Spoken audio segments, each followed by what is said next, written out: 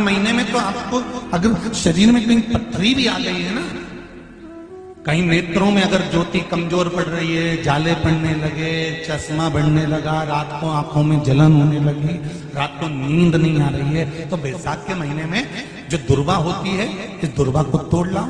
जहां पर अशोक सुंदरी का स्थान होता है, जहां पर अशोक सुंदरी का जो स्थान होता है, उस अशोक सुंदरी के स्थान पर उस दुर्वा को रख दो। और कुंदकेश्वर महादेव का नाम है। कौन से महादेव का नाम लेना है? कुंदकेश्वर। उस दुर्वा को उठाकर लिया। बैसाख के महीने में कोई भी तिथि, कोई भी दिन, कोई भी वार आप बैसाख के महीने में कर सकते हो। उस दुर्वा को लेकर आओ, लगभग 20-25 दुर्वा लेना, उसको लेकर आइए। सुबह सुबह कुंदकेश्वर महादेव का नाम लेकर उसको खाना प्रारंभ कर दीजिए। एक दुर्वा रोज खाओ। जो पथरी है या नेत्रों में तकलीफ है या कोई ना कोई रात्रि को नींद नहीं आना, बेचैनी हो जाना, घबराहट होना, धीरे धीरे धीरे धीरे 20 दिन की वो दुर्वा है, 20 दुर्वा एक एक दिन खाना चालू करो। 4 या 5 दिन लगेंगे, अपने आप आपको कोई गोली खाने की जरूरत नहीं पड़ेगी, नींद अपने आप आना प्रारंभ हो जाएगी और बेचैनी। और ये मेरा विश्वास कहता है, ये शिव महापुराण का भरोसा कहता है, प्रसूति शिव महापुराण की कथा जितनी भी माताएं सुन रही हैं, जिनके घर में 30-30 साल तक औलाद भी नहीं हुई हो, 15 साल, 18 साल, 10 साल, 20 साल, अगर संतान का सुख भी नहीं है, तो वे विश्वास करता है, जिसने 7 दिन की प्रसूति शिव महापुराण की कथा 7 दिन की अगर पूरी भले मोबाइल पर सुने, चाहे टीवी पर सुने, चाहे पंडाल में सुने, कामना कर कर, झोली पसार कर अगर दिल से सुनेगी, तो ये झोली भले 30 साल क्यों ना हो गए हो, तो भी वो भरेगा जरूर, ये निश्चित है। एक मिट्टी के पात्र, उस मिट्टी के पात्र के ऊपर एक तांबे का पात्र। अब जरा माताएं बड़ा ध्यान लगाकर सुनिएगा, कथा चूके ना, आपको 10 जगह जाकर सिर नवाने की जरूरत ना पड़े, एक महादेव के चरणों से ही आपका आनंद सुख प्राप्त हो जाए। एक मट्टी का पात्र, और मट्टी का अगर कोई कलश है छोटा सा, उस कलश के ऊपर तांबे का कलश।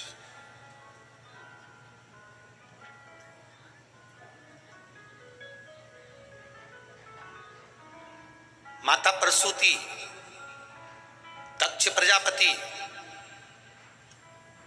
और माता वीरणी, इन तीनों का स्मरण कर कर, जो बड़ के पेड़ के नीचे जो शिवलिंग हो, बड़ के पेड़ के नीचे जो शिवलिंग विराजमान हो, चाहे वो ओटले पर हो, चाहे वो पत्थर का हो, चाहे वो सीमेंट का हो, चाहे वो कंकर का हो, चाहे वो मार्बल का हो, चाहे वो जिस भी चीज का हो, बड़ के पेड़ के नीचे जो शिवलिंग हो, उसमें सीधे जब आप कलश लेकर जाएंगे तो मिट्टी का पात्र, उसके ऊपर तांबे का पात्र भरा हुआ, दोनों को एक साथ पकड़ कर ले जाएंगे। पर जब आप शिवलिंग पर दक्ष प्रजापति, प्रसूति और वीरणी, इन तीनों का नाम लेकर सीधे हाथ में मिट्टी का पात्र, उल्टे हाथ में तांबे का पात्र लेकर धीरे धीरे शिवलिंग पर जल समर्पित करेंगे, और उस जल का पान उसी बट वृक्ष के नीचे दोनों पति पत्नी अगर पान कर लेते हैं और संतान की कामना कर लेते हैं, तो भी मेरा महादेव संतान प्रदान करता ही करता। पर ये जो क्रम किया जाता है, ये केवल बैसाख के महीने में ही किया जाता है, इसके सिवाय इसको आप अन्य महीनों में नहीं कर सकते, केवल एक बैसाख में। और हम तो कहेंगे बैसाख महीने की जब शिवरात्रि आए, या बैसाख महीने में अष्टमी तिथि आ जाए, या बैसाख महीने में सोमवार का दिन पड़ी जाए, तो प्रयास करना कि आप संतति के लिए, संतान के लिए आप ये प्रयोग कर सके। नारी का रजोधर्म से जुड़ा हुआ जो भी तकलीफ होती है, केवल हाथ में जल लेकर आसक्ति का नाम लेकर भी वो पान कर लेती है, तो रजोधर्म से जुड़े हुए सारे दुख। कहते हैं कि गर्भ में, गर्भाशय में अगर गांठ भी पड़ गई है और डॉक्टर कह रहा है कि बच्चादानी में गांठ है, गर्भाशय में गांठ है और इसका ऑपरेशन होना जरूरी है, आसक्ति दक्ष प्रजापति की पहली पत्नी का मात्र स्मरण कर कर अगर आचमन पानी का कर लिया जाए तो गांठ भी गर्भाशय की गलना प्रारंभ हो जाती है। ये वो नाम, ये वो शब्द है। हम आसक्ति का नाम भी नहीं बोल सकते, तो इसी आसक्ति का एक नाम है वीरणी। क्या नाम है? वीरणी। नारी का 5वां 6वां महीना हो, डॉक्टर कहे बच्चे की धड़कन नहीं है, कोई कह दे बच्चे की हृदय में छेद है। हम तो यहां तक कहेंगे जो बच्चा, जिस बच्चे को, कोई बच्चा ऐसा होता है जिसको बार बार ब्लड चढ़वाना होता है, बार बार उसका ब्लड चढ़ता है, या कोई ने कह दिया इसका ऑपरेशन होगा हार्ट का, इसमें छेद है, डॉक्टर का तुम इलाज करवाते रहो, डॉक्टर को चेक करवाते रहो, क्योंकि डॉक्टर को चेक करवाते रहोगे तभी तो तुम्हें मालूम पड़ेगा कि देवाधिदेव महादेव ने कृपा करी कि नहीं करी। और अगर डॉक्टर के यहाँ जाना छोड़ दोगे तो बताएगा कौन तुमको? इसलिए डॉक्टर के यहाँ जरूर जाओ, डॉक्टर से चेक भी करवाओ, डॉक्टर का इलाज भी करो, डॉक्टर की दवाई भी खाओ, और साथ में देवाधिदेव महादेव का स्मरण भी करो। आसक्ति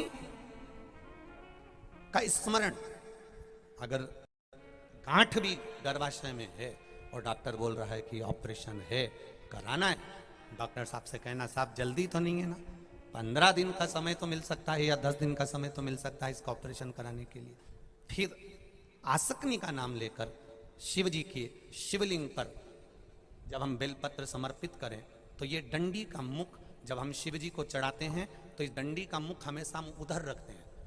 अब की बार आसक्ति का नाम लेकर जब हम शंकर भगवान को बेलपत्र समर्पित करेंगे तो ये डंडी का मुख शिवलिंग पर अपनी ओर रखेंगे और उसी बेलपत्र को चढ़ाकर जल समर्पित कर कर आचमन कर कर उसी बेलपत्र को लाकर घर के द्वार को पूरा खोलकर घर के अंदर प्रवेश कर कर घर के बाहर स्मरण को, शिव को याद करते हुए उस बेलपत्र को चबा चबा कर खाना प्रारंभ करिए। 10 दिन मांगिए आप कि 10 दिन के बाद मैं ऑपरेशन कराऊंगी, मना नहीं, पर एक बार मैं मेरे महादेव का नाम का स्मरण करना चाहती हूँ। एक बात अपने जीवन में उतार कर रखिएगा, सोमवार की अष्टमी, शिवरात्रि या सोमवार, प्रदोष, बन सके तुम्हारे पास में शिवालय हो या बेलपत्री का वृक्ष हो, वहां दीप दान अवश्य करना चाहिए। अब एक बात का स्मरण आपको रहे थोड़ा सा, अगर किसी कामना के वश अगर हम दीप लगा रहे हैं या हमारे मन में कोई भाव उत्पन्न है और हम बाबा से कहना चाहते हैं कि बाबा मेरा ये कार्य है आप पूर्ण करिएगा, तो फिर शिव मंदिर में भी लंबी बाती का दीप आप प्रदोष या सोमवार की अष्टमी या सोमवार या आप शिवरात्रि को बाबा से निवेदन कर कर लगा सकते हैं। हाँ, विशेष जब कोई एक बहुत बड़ी बात हो और आपके कार्य में कहीं अटकल हो रही हो तो एक ही दीप में 2 बाती, शिव और शक्ति, लंबी बाती बनाई शिव और शक्ति के नाम से 2 बाती एक साथ एक दीप में भी लगा सकते हैं। पर कब? जब विशेष कोई आपका कार्य हो और वो अटक रहा हो, विशेष कोई कार्य, और आप बाबा से प्रार्थना कर रहे हो तो 2 बाती का भी प्रयोग आप कर सकते हो। तो सोमवार के सोमवार शाम के समय अगर बेलपत्र के पेड़ के नीचे घी का दिया लगाकर आए, 5 सोमवार लगाकर आइए, अपने आप लक्ष्मी में बरकत बनना चालू हो जाती है, संपदा बनना चालू हो जाती है। क्यों? रुद्राक्ष का वृक्ष भगवान शंकर के नयन अश्रु से बना है और बेलपत्री का वृक्ष माता पार्वती के नयन अश्रु से। इसलिए बेलपत्री के पेड़ के नीचे शाम को दिया लगाने से लक्ष्मी की प्राप्ति होती है। व्यापार नहीं चलता तो लक्ष्मी आती है, कहीं पैसा डूब गया तो लक्ष्मी प्राप्त होती है। हजारों लाखों गुना पुण्य बेलपत्री के पेड़ के नीचे की मिट्टी का शिवलिंग बनाकर पूजन करने से प्राप्त हो जाता है। हजारों लाखों गुना पुण्य।